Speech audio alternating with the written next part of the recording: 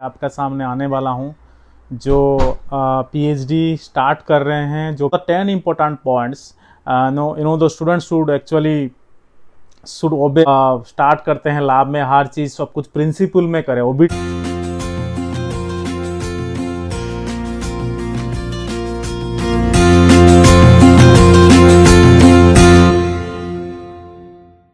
Hello everyone, welcome to my YouTube channel Bablu researcher. मैं आज ऐसे एक वीडियो लेके और ऐसे एक बात लेके आपका सामने आने वाला हूँ जो पीएचडी स्टार्ट कर रहे हैं, जो PhD actually first year second year में हैं। तो उनके लिए बहुत ज़रूरत है जानने के लिए कि मैं आज ऐसे एक टॉपिक में बात करने वाला हूँ जो है how to maintain relationship with your mentor, with your PI, with your guide.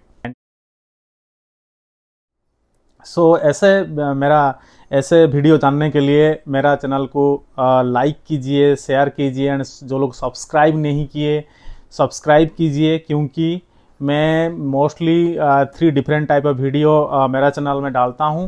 तो पहला मैं ट्रैवल वीडियोस आप लोग का पास लेके आता हूं, सेकंड है साइंटिफिक वीडियो और एडवाइजिंग वीडियो। ये तीन डिफरेंट कैटेगरीज का वीडियो मेरा चैनल में आता है। तो जो लोग मेरा चैनल में नया है और जो देख रहे हैं सब्सक्राइब नहीं किए हैं, मैं उन लोगों को रिक्वेस्ट करता हूं कि ऐसे वीडियो देखने के लिए मेरा चैनल को सब्सक्राइब कीजिए, सो दैट आप लोग को ऐसा वीडियो फ्यूचर में आपको मिल सके। तो आइए देरी नहीं करके स्टार्ट करते हैं। और मैं वीडियो को मोस्टली 15 से 20 मिनट अंदर में रखना चाहता हूं, सो दैट कि मैं कुछ पॉइंट्स आपका सामने रखने वाला हूं कि 10 important points. What are the 10 important points? The students should actually obey all these points so that उनका साथ जो पीआई का साथ जो प्रॉब्लम होता है उसको मेंटेन कर सके। तो पहला पॉइंट मैं डिस्कस करने वाला हूँ ओबीडियंट। ऑलवेज मेंटर चाहते हैं कि student should be obedient means principal से वो हर चीज़ जो स्टार्ट करते हैं लैब में, हर चीज़ सब कुछ प्रिंसिपल में करें, ओबीडियंट हो, मतलब होना चाहिए।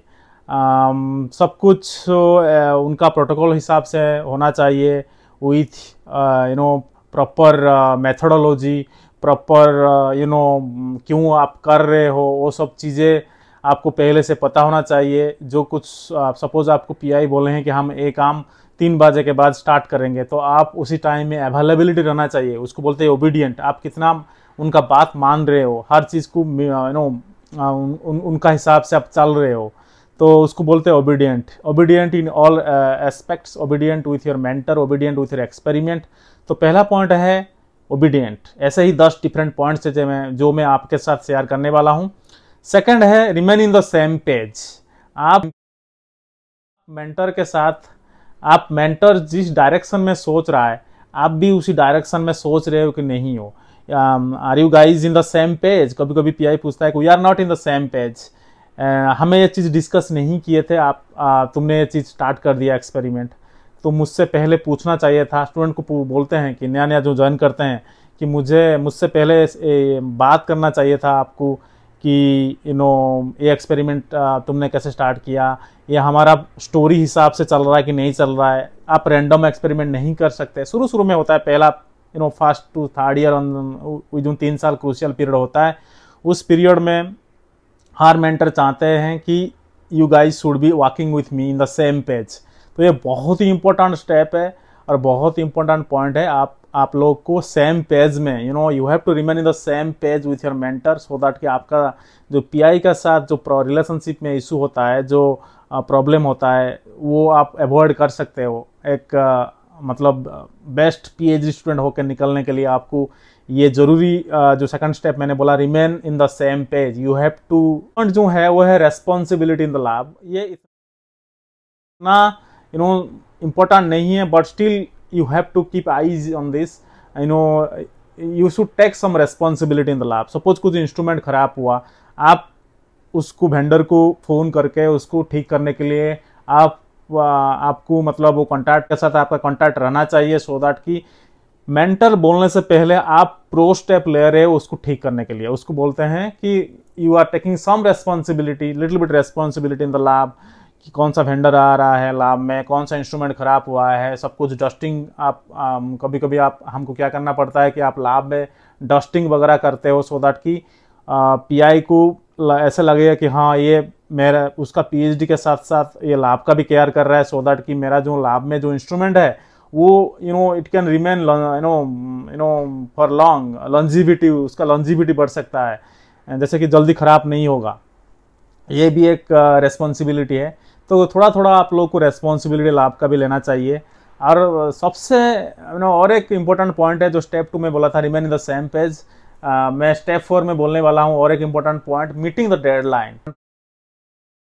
बहुत सारा पीआई क्या करते हैं, हम लोग को डेडलाइन देते हैं। डेडलाइन एक बहुत अच्छा चीज़ है, वो कभी रीजनेबल डेडलाइन देते हैं कि हाँ ये काम 1 महीना लगेगा, ये काम 15 दिन लगेगा, कभी कभी वो जल्दी दे देते हैं। उसमें क्या हो जाता है कि स्टूडेंट फ्रस्ट्रेट हो जाता है और आपका एक्सपीरियंस नहीं है, आप वो डेडलाइन को मेंटेन नहीं कर सकते। तो meeting deadline is very important. Everything you do, you should have a deadline. Okay, I will finish this work, I will finish this write off, or I will finish this thing in this date or that date. तो एक deadline हमेशा आपका दिमाग में रहना चाहिए। आप कोशिश करना वो डेडलाइन को मेंटेन करने के लिए।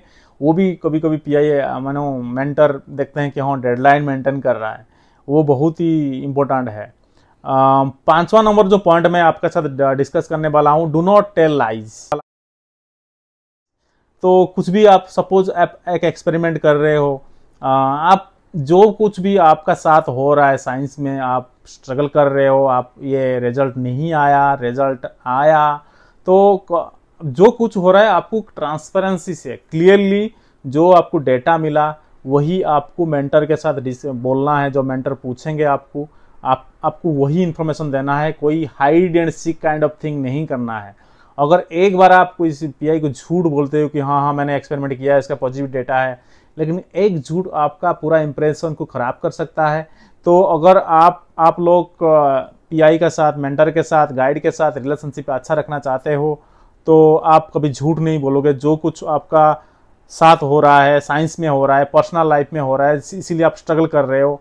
कभी कभी कुछ पीआई पर्सनल लाइफ को भी सुनते हैं, so that they become little bit flexible.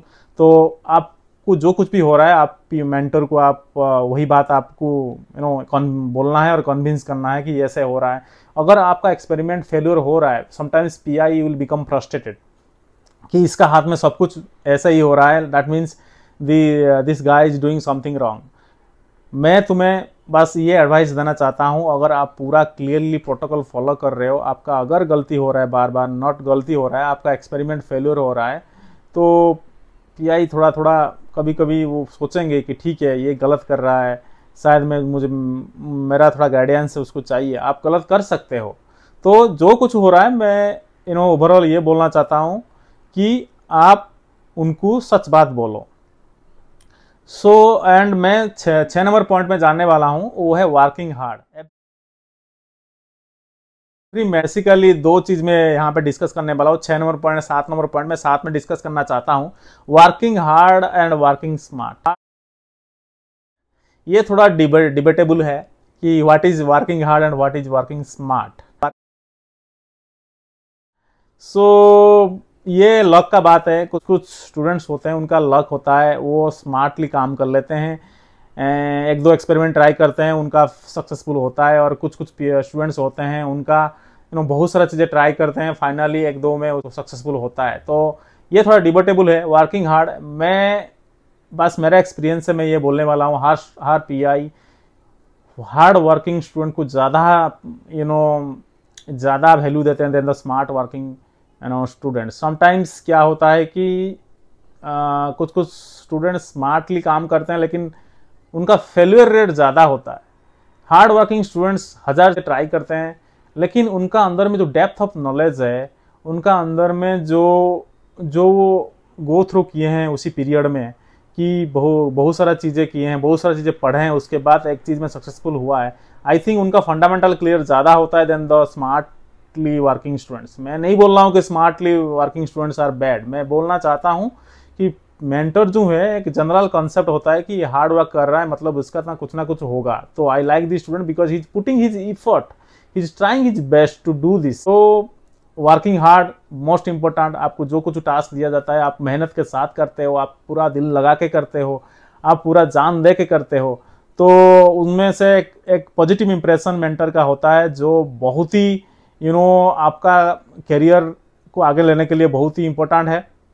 Smartly, I am not saying that smartly working students are bad. I am saying that the failure rate could be more in smartly working student, because sometimes it's a luck thing. So you think something, you read a lot of things and think something, it might work, it might not work. There is a 50% chance. So अगर आपका lock अच्छा है तो आप 50% में successful हो जाते हो, तो आप उसी डायरेक्शन में आपका बहुत ही कम मेहनत में हो जाता है। तो ये बोलते हैं स्मार्टली काम किया है। तो कुछ लोग ऐसे सक्सेसफुल हुए हैं। मुझे लगता है कि मेरा एक्सपीरियंस में ये बोलना चाहता हूँ। तो जो परसेंटेज ऑफ सक्सेसफुल है स्मार्टली वर्किंग स्टूडेंट का थोड़ा कम हो सकता है than hard working student. I will say hard working student का सक्सेसफुल रेट ज़्यादा होता है। तो मैं 6 नंबर 7 नंबर पॉइंट बोल चुका हूँ, और 8 नंबर पॉइंट जो बहुत ही इंपॉर्टेंट है, point number 2 like remain in the same page, and point number 4 meeting deadline, ऐसे इक्वल वेटेज है। Point number 8 which is proper planning in the experiment. So आपका डे स्टार्ट करने से पहले आपको प्रॉपर प्लानिंग करना पड़ेगा कि पहले वाला रात जो होता है, आप सुबह जाते हो स्टार्ट करते हो नया डे नया एक्सपेरिमेंट, तो आप पिछले वाला रात में आप सोचते हो कि मैं कल क्या क्या करने वाला हूँ, और उसके लिए मेरे पास सब कुछ रिएजेंट है कि नहीं है, मेरा पास एवरी मटेरियल रेडी है कि नहीं है, so that I can finish this experiment. ये बहुत ही इंपॉर्टेंट स्टेप है। You have to properly plan the experiment so that आप एक फिगर बना सकते हो। क्योंकि जो हम पेपर लिखते हैं, हम जो रिसर्च करते हैं, प्रोजेक्ट लिखते हैं, पेपर लिखते हैं, फंडिंग बॉडी के लिए लिखते हैं, सब कुछ एक स्टोरी जैसा हम बोलते हैं। तो स्टोरी एक बनाने के लिए आपको बहुत मेहनत करना पड़ता है। आप प्रॉपरली प्लान करते हो कि ये फिगर 1 में मैं क्या मतलब कौन सा एक्सपेरिमेंट करूंगा, फिगर 2 में कौन सा करूंगा, फिगर 3 में कौन सा करूंगा। ये सब कुछ जो फिगर में बोल रहा हूँ, फिगर 7 फिगर 8, वो सब इंटरकनेक्टेड होता है। उसके साथ सप्लीमेंटल फिगर भी रहता है, वो भी फिगर 1 के साथ सप्लीमेंटल फिगर S1 होता है। तो एक स्टोरी आप बोलते हो, और ईच फिगर सेकंड फिगर पहला फिगर से कनेक्टेड है, थर्ड फिगर सेकंड फिगर से कनेक्टेड होता है, तो एक स्टोरी बोलते हो। तो इसी के लिए एक फिगर बनाने के लिए आपको प्लानिंग करना पड़ेगा कि मेरा फिगर 1 में कौन सा एक्सपेरिमेंट जाएगा। तो 8वां नंबर पॉइंट है proper planning of the experiment. 9 number point ये है, वो बहुत ही हमारा लाइफ में जो PhD कर रहे हैं उनका लाइफ में ये सब चीजें वो देखे हैं। तो वो होता है कि आप एक्सपेरिमेंट कर रहे हो लेकिन आप फेल हो रहे हो, फेल्यूर एंड अल्टरनेटिव। सो ये जानना चाहता है कि अगर एक्सपेरिमेंट एक फेल हुआ तो आपने कौन सा अल्टरनेटिव लिया, कौन सा अल्टरनेटिव पाथ लिया, सो दैट कि आप मतलब क्यों फेल हुआ, इसका आगे अगर इस डायरेक्शन में मेरा प्रोजेक्ट नहीं जा रहा है कि मैं और क्या, मैं कौन सा डायरेक्शन में उसको स्टोरी को बढ़ा सकता हूँ, वो सब चीज़ इंपॉर्टेंट है। failure and alternatives. So what alternative plan you have if the project A is not working? If do you have a second plan to do some experiment? Because आपको at the end PhD degree चाहिए, तो आपको plan भी ready करके रखना पड़ेगा। Sometimes entire project people change, और sometimes they change the direction. Suppose मैं कुछ सोचा हूँ कि मेरा जो प्रोजेक्ट है इस डायरेक्शन में जा रहा है, नेक्स्ट स्टोरी ये है, तो अगर मेरा नेक्स्ट स्टोरी क्लिक नहीं किया, मेरा नेक्स्ट स्टोरी सक्सेसफुल नहीं हुआ, मेरा पास और एक अल्टरनेट प्लान होना चाहिए कि ये शायद ऐसे हो रहा है, पाथवे ए में नहीं जा रहा है, पाथवे बी में जा रहा है, तो मुझे पाथवे बी के लिए आगे बढ़ना चाहिए। फिर पाथवे बी फेलियर होगा तो पाथवे सी मुझे सोचना चाहिए। तो ये सब चीज होता है जब आप PhD करते हो, जब रिसर्च करते हो, आपका पास अल्टरनेटिव होना चाहिए। वो 9 नंबर पॉइंट है। और उसके साथ मैं 10वां नंबर पॉइंट जो है 9 नंबर पॉइंट से जुड़ा हुआ है, तो मैं ये उसका बारे में मैं थोड़ा सा डिस्कस करने वाला हूं। तो वो है ट्राई डिफरेंट पॉसिबिलिटी। समटाइम्स मेरा अल्टरनेटिव प्लान भी फेल हुआ, तो मैं 6-7 मेरा पास प्लान होता है कि मैं 6-7 प्लान को डिफरेंट अल्टरनेटिव्स को मैं ट्राई करूंगा। ठीक है, ये स्टोरी अगर इस डायरेक्शन में नहीं जा रहा है, मैं इसको थोड़ा सा ट्विस्ट किया। कभी कभी हम एक चीज सोच के स्टार्ट करते हैं स्टोरी, और दूसरा चीज में हम लैंड अप करते हैं। तो उसके लिए हमको डिफरेंट हम एक्सपेरिमेंट डिजाइन करते हैं उसके लिए, इसीलिए हम डिफरेंट पॉसिबिलिटी ट्राई करते हैं। मैं वही बोलने वाला हूँ कि 10वां नंबर पॉइंट ये है कि try different possibility, so that आप अगर कोई काम स्टार्ट करके आधा 50% पहुंच चुके हो, उसके बाद आपका कोई आइडिया काम नहीं कर रहा है, तो आपको 50% स्टोरी को आपको तो पब्लिश करना पड़ेगा ना, आपको तो कुछ तो बनाना पड़ेगा स्टोरी उसको कंप्लीट करने के लिए। तो आप डिफरेंट पॉसिबिलिटी में ट्राई करते हो कि जो कुछ आ रहा है मुझे उसी हिसाब से मुझे बोलना पड़ेगा कि हाँ ये ऐसा है, मैंने जो प्लान ए था मेरा वो काम नहीं किया, मैं प्लान बी में जाऊँगा, मैं थोड़ा ट्विस्ट कर दूंगा स्टोरी को, सो दैट कि मैं एक छोटा स्टोरी बना सकता हूँ, सो दैट कि मेरा जो मेहनत है वो वेस्ट नहीं जाएगा। तो मैं बस वीडियो ऑलमोस्ट ख़त्म होने वाला है, वो ख़त्म होने से पहले मैं आपको जो 10 पॉइंट बोला है उसका बारे में मैं थोड़ा से समरी देने वाला हूँ कि सुनिए। वो ये सब चीज़ पीआई जो मेंटर है आपका प्रिंसिपल इन्वेस्टिगेटर जो पीआई है ये सब चीज़ दिखता है। एक है पहले आपको ओबीडियंट बनना पड़ेगा, आप सेकंड पॉइंट है आपको सेम पेज में रहना पड़ेगा, remain in the same page, obedient student. Third is responsibility in the lab, थोड़ा सा रेस्पॉन्सिबिलिटी लेना पड़ेगा। Fourth is meeting deadline. Fifth is do not tell lies, which is very important, you know.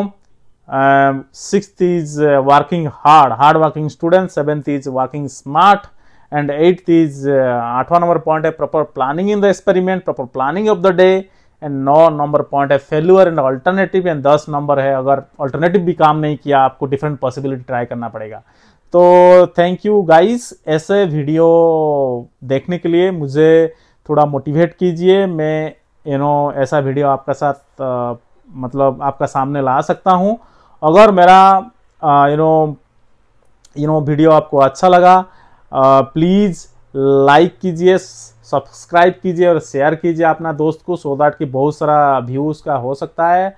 और मैं travel video भी डालता हूं, उसका भी मैं इसके साथ स्ट्रीम करूंगा।